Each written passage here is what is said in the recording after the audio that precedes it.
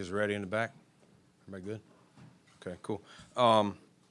First off, I learned last night that Ron Rivera's mother passed away, so I want to send our condolences from me, my family, the McDermotts, and all the people in the Buffalo Bills for Ron and his family.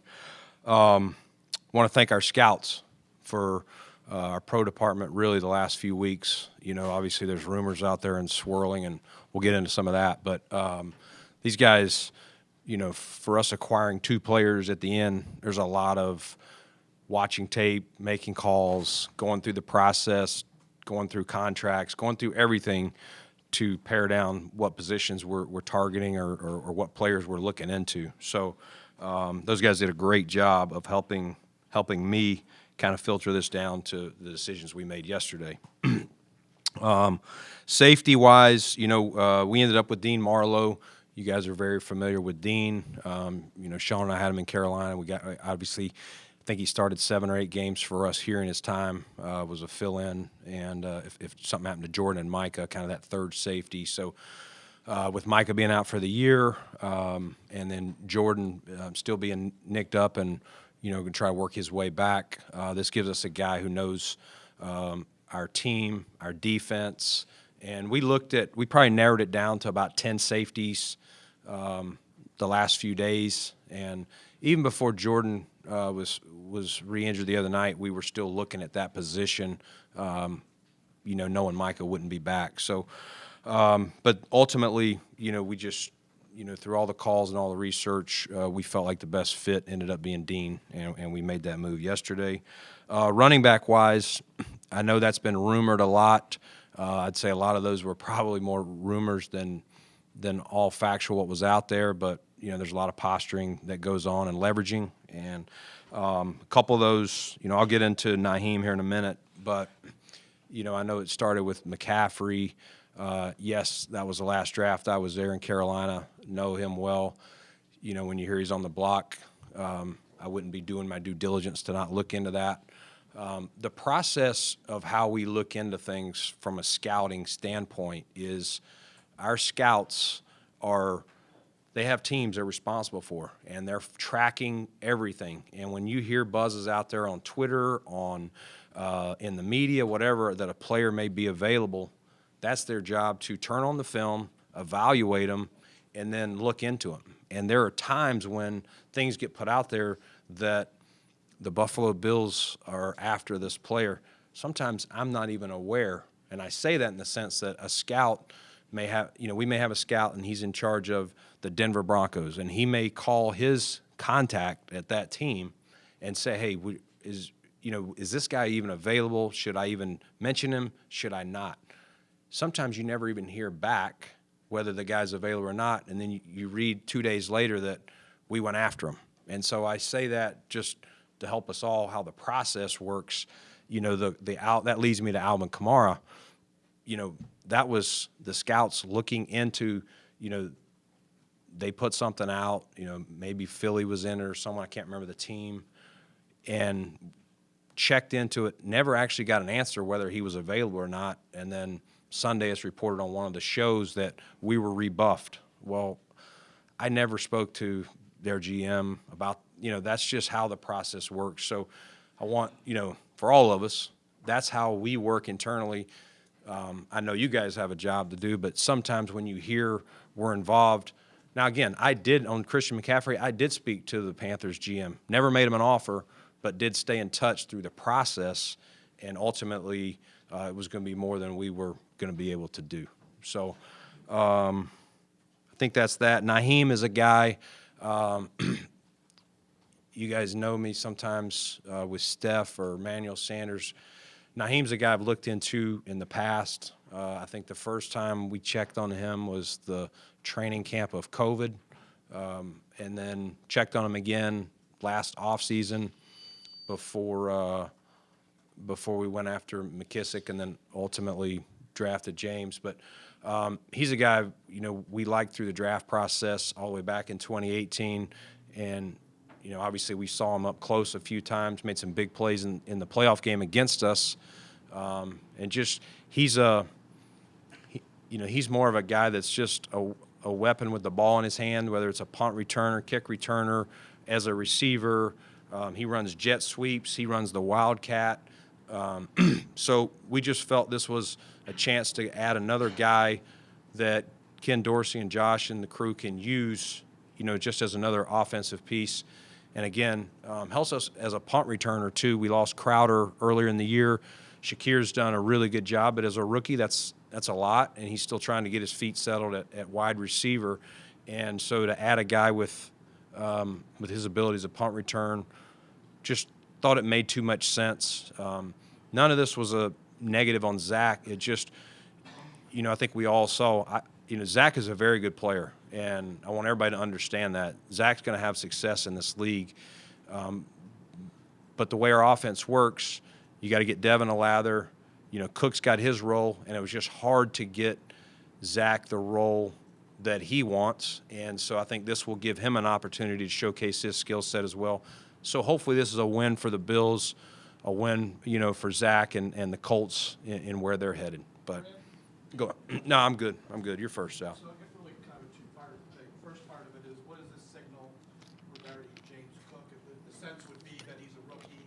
You want a veteran guy this particular season.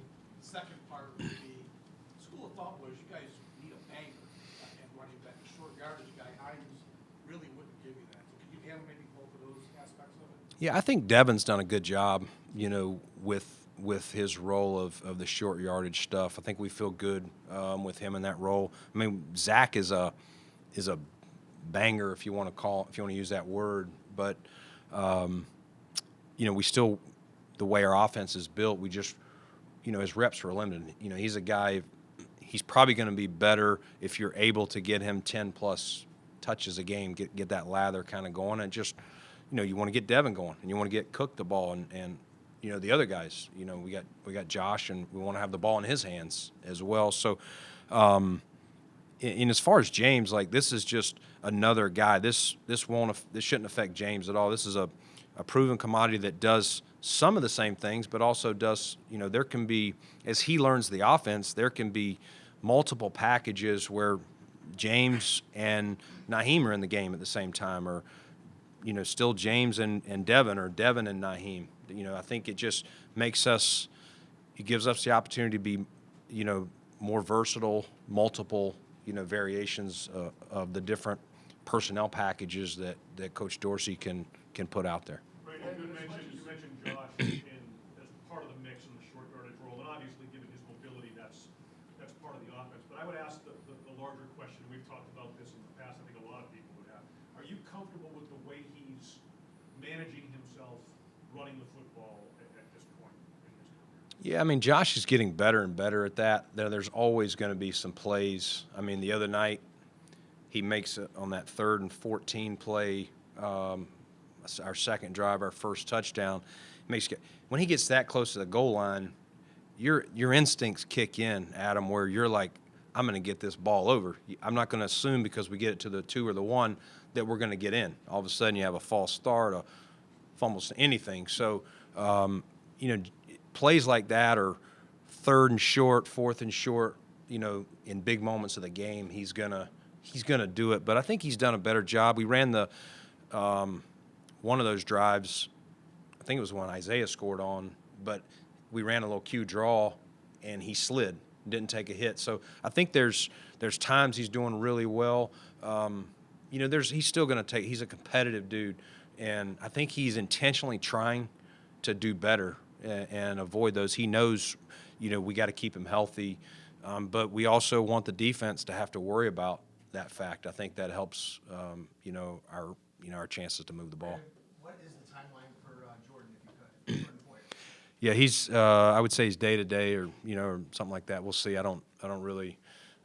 He's still healing up, but yeah, we'll see how he goes. Go ahead. I'm sorry, real quick. The system that Dean was in Atlanta, does that translate? I know he knows the system here, but similar in Atlanta, or is it a little different?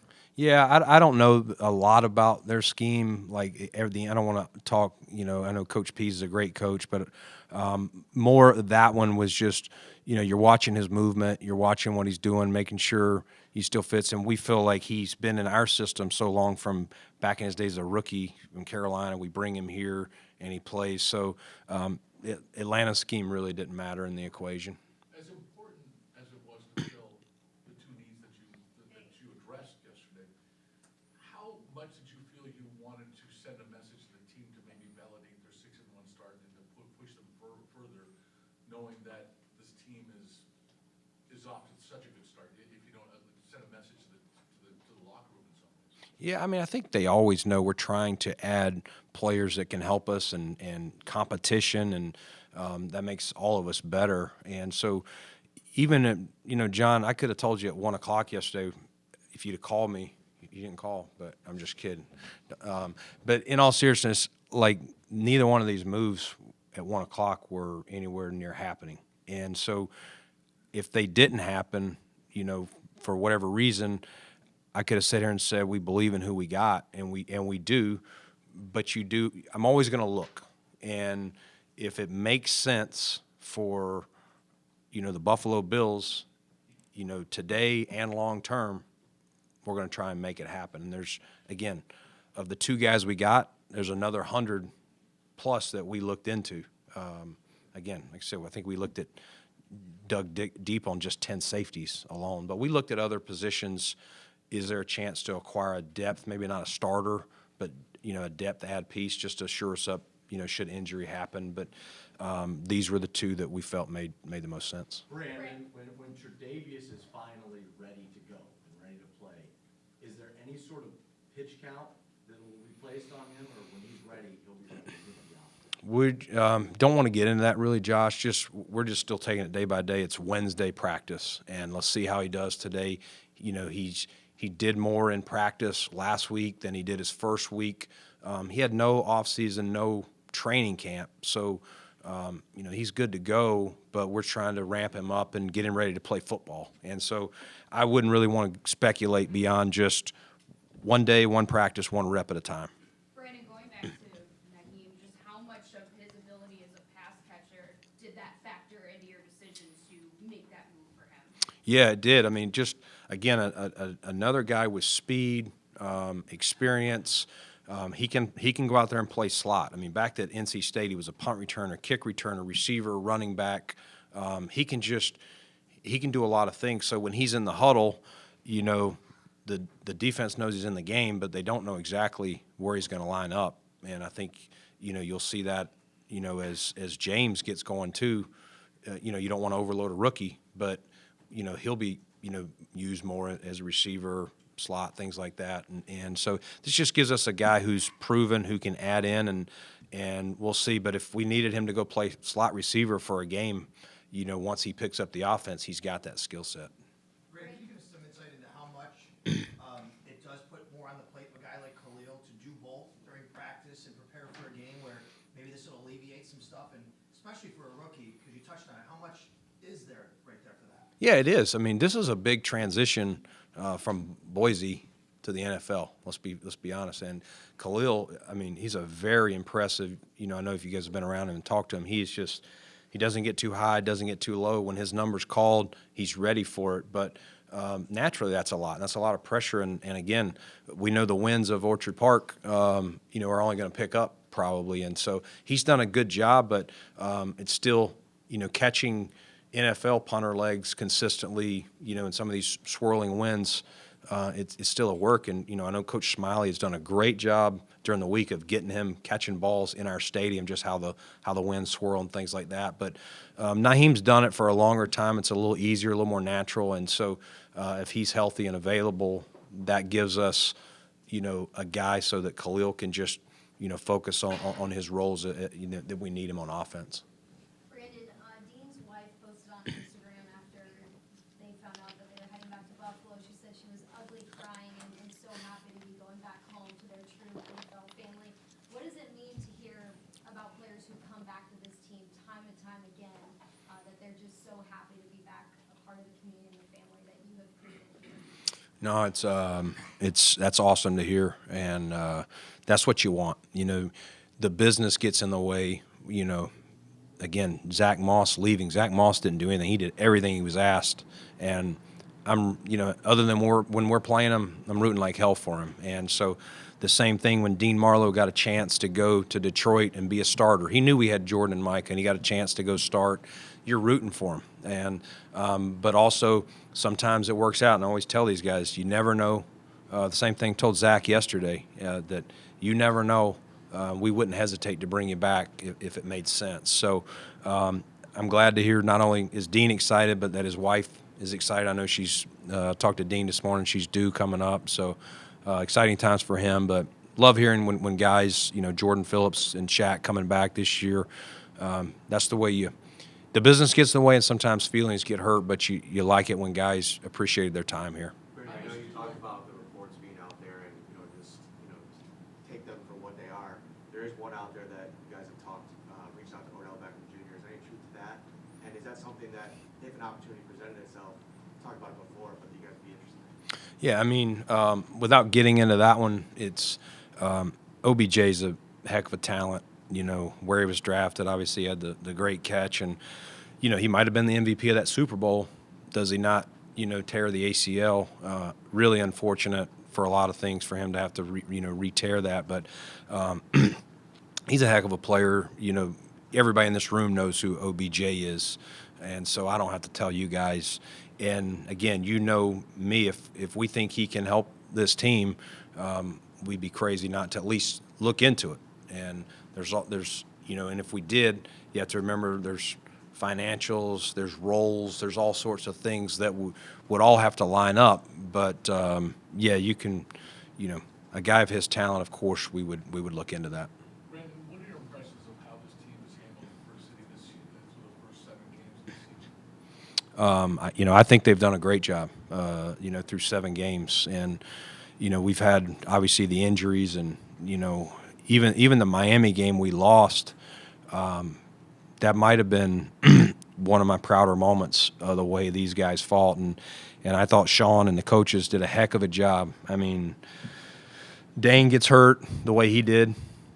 We find out later in the week that Micah, who's a captain, team leader, is out for the year. That's your brother, someone who's been here, and we've seen him from helping us start this culture to where it's at now. And so that life bothers you. And then you go down there with, we pulled up some practice squad guys, and we got down to 5 linemen. Tommy Doyle, I think he played 5 snaps with a torn ACL. I asked Tommy, why didn't you lay down? He's like, I knew we didn't have anybody left.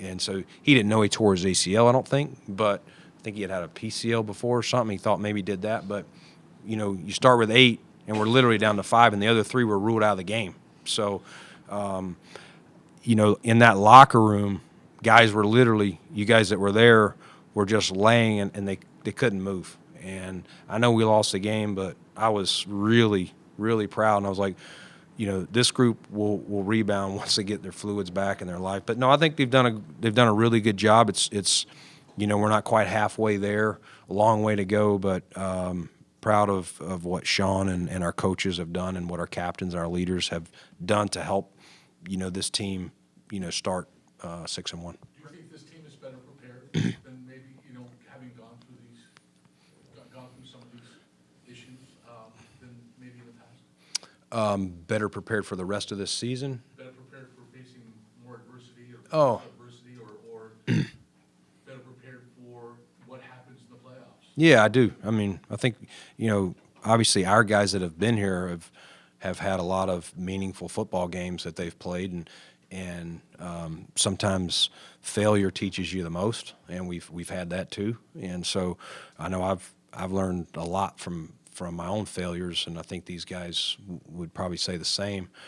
You bring a guy in like Vaughn, who's won 2 championships, but is also, until the Rams, after his team beat us in Carolina in 15, he didn't go back to the playoffs until being traded to the Rams last season. So he knows what that looks like as well, and I think that's given him a new, appreciation. Man, it is not easy to get there. I know I've won 2 Super Bowls, but this is not as easy as some may think, or sometimes if you have success early in your career, you may think, oh, we just make the playoffs every year, and it's not the case. Is it hard not to make, and not to say that the moves you made aren't big moves or anything like that, but is it hard to not really swing for the fences when you look around and you see, oh, the Dolphins just traded their first-round pick for Bradley Chubb, or the Chiefs just traded for a former first-round pick in Kadarius Toney? I know you've told us in the past sometimes it's tough to not really make the big swing. How was it yesterday? Yeah, I mean, you're always weighing those calls. I mean, when you call on a guy like Christian McCaffrey, that's probably not going to be cheap. But you look into it, and it's got to make sense today, but it's also got to make sense for us long term. You guys know the guys that we have coming up with expiring contracts or guys that are available, and so that goes into that. We really need our draft capital, and we do want to, I'll reiterate, we do want to win this year. We're doing everything we can, but I don't want to be here next year as a team that people are saying, oh, they lost it, and we're going to call them to see if they're selling off. They don't have it. Hopefully we're, looking at the deadline again to see if there's something that we need, to help us. I know Khalil, when you guys drafted him, talked about him being able to play all over the place, do multiple things. What did your, early returns here, but your assessment of him specifically out of the slot, how he's adjusted to that? Yeah, I think he's done great. I think he's got a great feel. He's very instinctive, good hands. I think the biggest thing he needs right now is just more time with Josh, getting that rapport. He probably worked more with Case and that crew through the preseason because Crowder and, Isaiah were getting a lot of those roles there, and he was, a backup as an outside guy. So I think that rapport will continue to grow, and I know Josh has full faith into it. He's told me that. So, the thing I like about him is when his number's called, he usually answers it, and I'm excited about where he's heading. Brandon, how do you feel about the depth of your offensive line moving forward? Yeah, that's a hard position, Joe. Especially when you lose a guy like Tommy Doyle. Tell the guys tackles don't grow on trees, and when they go down this time of year, it can be very thin, out there. And there's not a lot of answers, and there's not a lot of people that are going to say, "Oh, you can come get one of my tackles." I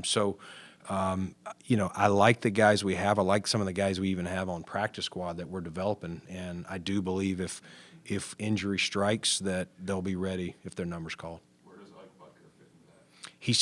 He's still working his way back. I do think Ike has a good chance to come back this season, and don't want to give a date yet, but he's I think he'll get there and have an opportunity for us to at least open that practice window, see what it looks like, and see where we're at, where the linemen we have are at that time. Is there a possibility Jamison Crowder makes it back this season?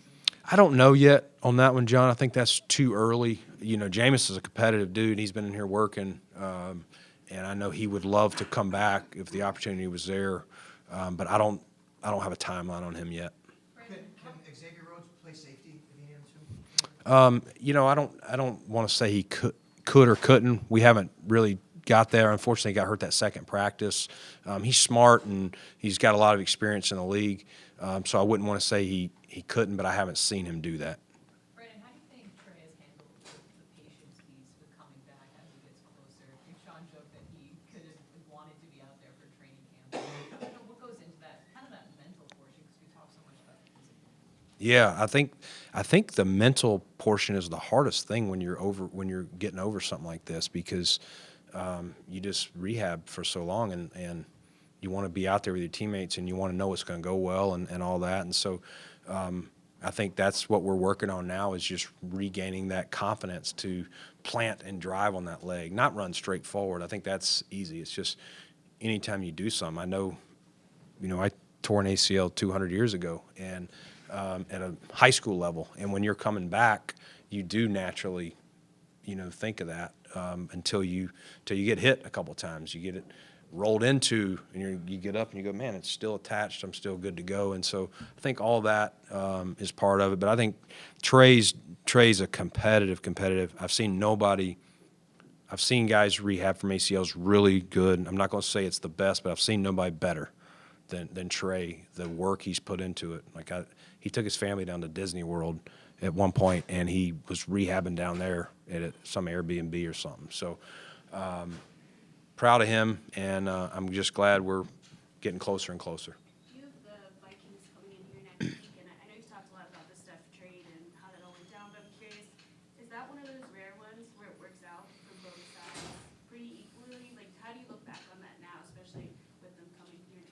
Yeah, I mean, Elena, I think you want them all to be win-wins. You don't want to go, oh, man, every time I dealt with this team, they fleeced me or I fleeced them. Like, you want it. And, again, Zach Moss, I hope he goes on and has great success in Indy, and that Nyheim has great success for us. That's the best.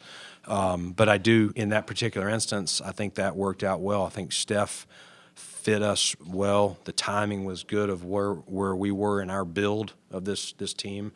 And they got a fresh piece in Justin Jefferson, who's very talented and has jumped right in there and been one of the best receivers in the league. So that's probably as win-win as you would find.